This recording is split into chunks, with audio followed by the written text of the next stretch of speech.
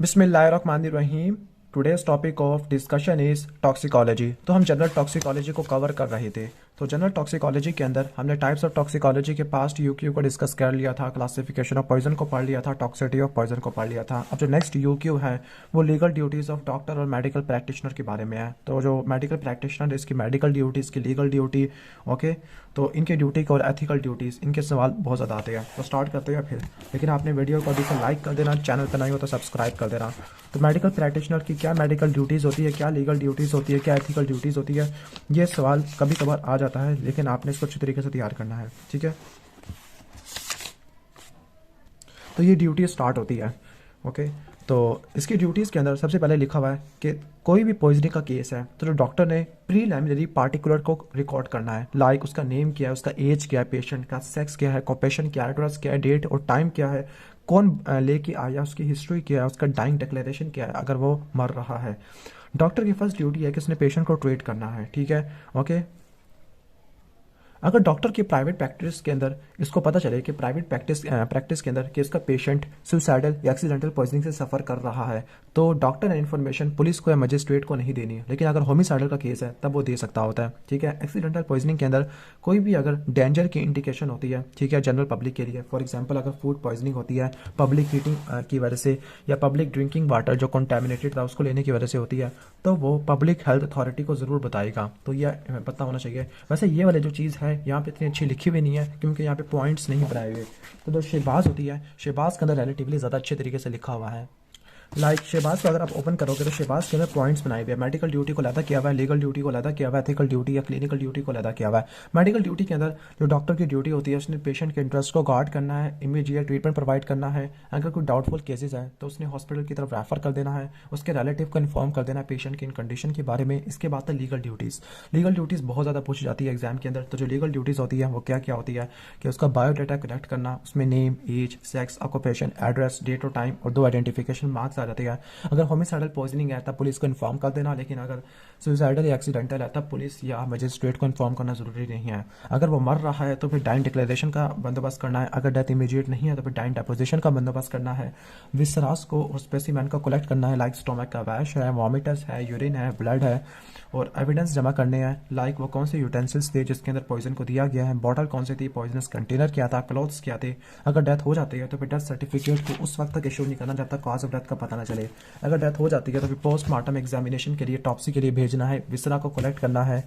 अगर food poisoning होती है तब फूड के सैंपल को केमिकल एग्जामिनर की तरफ भेजना है ताकि वो एग्जामिन कर सके। क्लिनिकल ड्यूटी के अंदर साइकियाट्रिक हिस्ट्री लेनी है कि सुसाइडल केस तो नहीं है, एसोसिएटेड प्रॉब्लम को डिस्कस करना है, कंसीडर करना है। जो स्पेसिमेंस होते हैं उनको लेबॉर्ट्री की तरफ भेजना है, लाइक ब्लड है, यूरिन है, वॉमिटस है। पेशेंट के हिपैटिक और रीनल फंक्शन को एसेस करना है। तमाम नेसेसरी इन्वेस्टिगेशन परफॉर्म करनी है, सपोर्टिव मेजर्स के ऊपर इम्फेसिस करना है। तो ये आ जाती है ड्यूटीज़ ऑफ मेडिकल प्रैक्टिशनर या doctor in case of poisoning. Okay, तो आप इसको शहबाज से कर लेना क्योंकि पारिक के अंदर पूरा पैराग्राफ बना के लिखा हुआ है, जो सही तरह समझ भी नहीं आता, तो शहबाज से अच्छी तरीके से हो जाएगा। नेक्स्ट क्वेश्चन की तरफ आ जाते हैं। आगे enumerate the various method of removal of poison. तो अब ये ट्रीटमेंट ऑफ पॉइजनिंग के बारे में बातें कर रहे हैं। ठीक है, तो हम यहाँ से ओपन कर लेते हैं इसको। तो ट्रीटमेंट क्या होता है पॉइजनिंग का? अगर कोई अगर पॉइजनिंग का केस आ चुका है तो इस केस में क्या ट्रीटमेंट होता है? तो सबसे पहले इसके कुछ पॉइंट्स बने हुए हैं। आपने अनऑब्जॉर्ब्ड पॉइजन को बॉडी से रिमूव कराना है। नंबर 2 में एंटीडोट अप्लाई करना है। नंबर 3 में एब्जॉर्ब्ड पॉइजन को एलिमिनेट करना है। नंबर 4 जनरल सिम्टम को ट्रीट करना है। और इसके बाद नंबर 5 के अंदर पेशेंट की जनरल कंडीशन को मेंटेन करना है। तो ये 5 होती है, 5 मेन ऑब्जेक्टिव है। दोबारा बता देता हूँ, रिमूवल ऑफ अनअब्जॉर्ब्ड पॉइजन है, फिर इसके बाद क्या अप्लाई करना है, एंटीडोट अप्लाई करना है, एलिमिनेशन ऑफ एब्जॉर्ब्ड पॉइजन है, जनरल सिम्टम को ट्रीट करना और पेशेंट की जनरल कंडीशन को मेंटेन करना।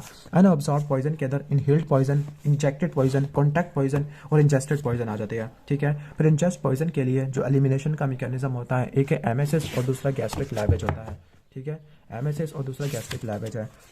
फिर इसके बाद यूज़ ऑफ एंटीडोट है। एंटीडोट 4 कैटेगरी के होते हैं, मैकेनिकल या फिजिकल एंटीडोट है, केमिकल एंटीडोट है, फिजियोलॉजिकल या फार्माकोलॉजिकल एंटीडोट होती है, इसमें चिलेटर्स भी आ जाते हैं, फिर यूनिवर्सल एंटीडोट है। फिर आता है एलिमिनेशन ऑफ एब्जॉर्ब्ड पॉइजन, के जो पॉइजन एब्जॉर्ब हो गया हमारी बॉडी के अंदर उसको एलिमिनेट कराना है, यानी उसकी सिक्रेशन को बढ़ा देना है। तो जो इसके एलिमिनेशन के जो मैकेनिज्म होते हैं वो कौन कौन से होते हैं, लाइक डायलिसिस है, तो डायलिसिस होता है, पेरिटोनियल और हीमोडायलिसिस होता है, फिर चारकोल है या रेजिन्स हीमोपरफ्यूजन होती है, हीमोफिल्ट्रेशन है, और एक्सचेंज ट्रांसफ्यूजन होती है। ठीक है, ये सब चीज़ें इसमें आ जाती है। और लास्ट होल बोवेल इरिगेशन भी आ सकता है। फिर इसके बाद ट्रीटमेंट ऑफ जनरल सिम्टम है, और लास्ट है maintenance of patient general condition है। ये सब चीज़ें आ जाती है।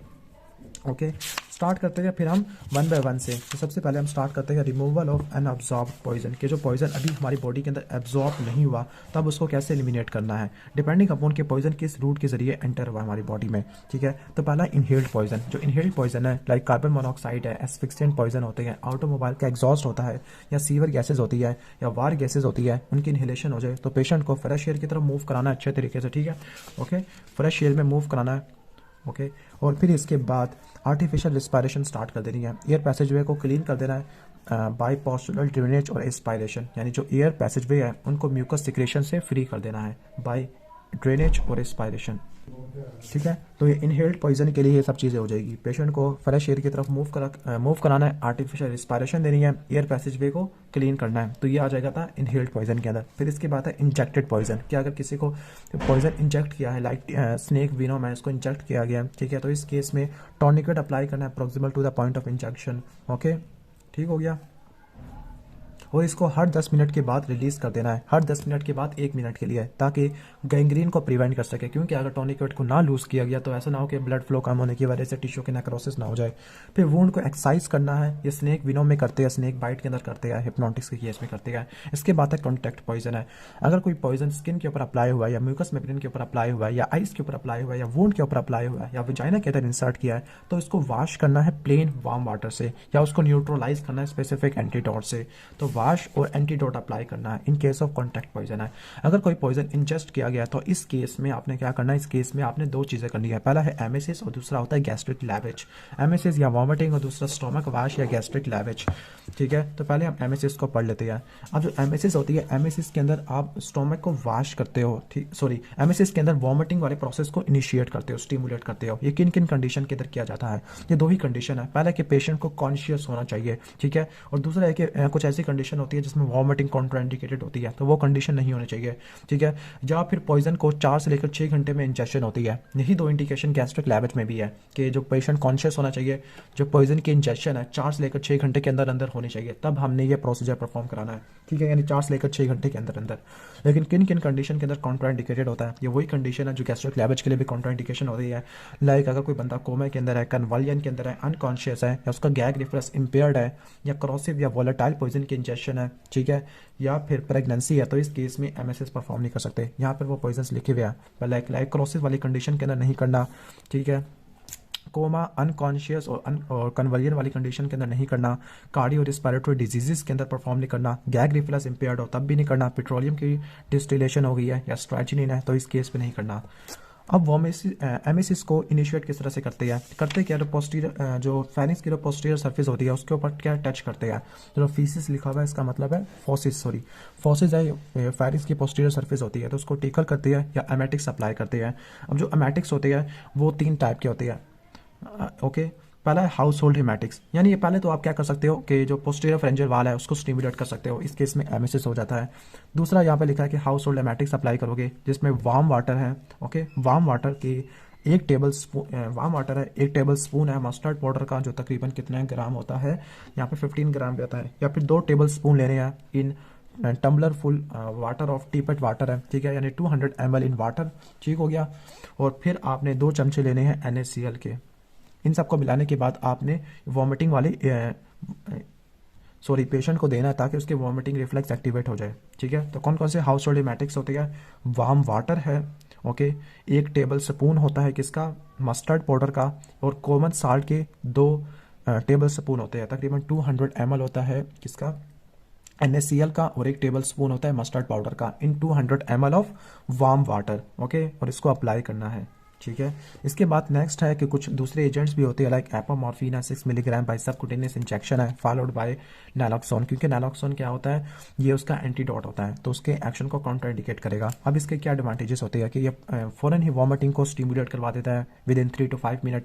ये गैस्ट्रिक लैवेज को फैसिलिटेट करता है बाय रिमूविंग गैस्ट्रिक कंटेंट। कुछ ऐसे गैस्ट्रिक कंटेंट होते हैं जो स्टोमक के ट्यूब को ऑब्स्ट्रक्ट कर रहे थे, तो ये गैस्ट्रिक लैवेज को फैसिलिटेट करने के लिए भी इस्तेमाल होता है। तीसरा कि अपर इंटेस्टिनल कंटेंट को, लाइक इंटेरिक कॉर्टिक टैबलेट्स है जो स्टोमक के अंदर चली गई है, तो अपर इंटेस्टिनल कंटेंट को रिफ्लक्स कराने के लिए भी इस्तेमाल होता है। लेकिन जब एपोमॉर्फिन को सबकुटेनियस के बजाय अगर हम ओरल रूट से देते हैं तो इसकी डोज को दुगना करना पड़ता है, और जो वॉमिटिंग होती है वो आधे घंटे के अंदर प्रोड्यूस नहीं होती, बल्कि 1 घंटे या 2 घंटे के अंदर प्रोड्यूस होती है। लिहाजा जो सबकुटेनियस है ये ज़्यादा फेवरेबल होता है, यानी एपोमॉर्फिन 6 मिलीग्राम दिया जाता है सबकुटेनियस इंजेक्शन में, और इसके बाद नैलोक्सोन होता है 5 से लेकर 10 मिलीग्राम इंट्रामस्कुलर या इंट्रावीनस। तो उसके फायदे आपको बता दिए कि फौरन ही वॉमिटिंग को स्टिमुलेट कर देगा, गैस्ट्रिक लैवेज को फैसिलिटेट कर देगा, अपर इंटेस्टिनल कंटेंट को रिफ्लक्स कर देगा।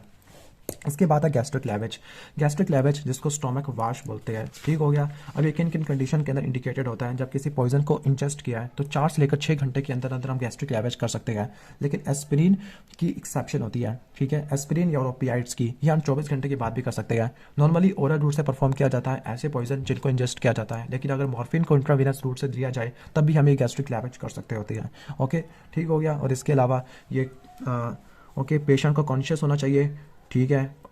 बेबी 6 मंथ से यंगर होना चाहिए, तो ये इसके क्या होते हैं, इंडिकेशन होती है। लेकिन किन किन कंडीशन के अंदर इसको परफॉर्म नहीं करते, तो कोमा है, कन्वलियन है, ठीक है, गैग रिफ्लक्स इम्पेयर्ड है, क्रोसिव या वोलेटाइल पॉइजनिंग इंजेक्शन है, पेट्रोलियम कैरोसिन स्ट्राइचनिन है, हाइपोथर्मिया, इसोफेजियल वायरसेस है, या इलेक्ट्रोलाइट इंबैलेंस है। इन कंडीशन के अंदर अगर आपने करना है तो आपने काफ़ी ज़्यादा केयरफुल रहना है, प्रिकॉशंस लेनी है।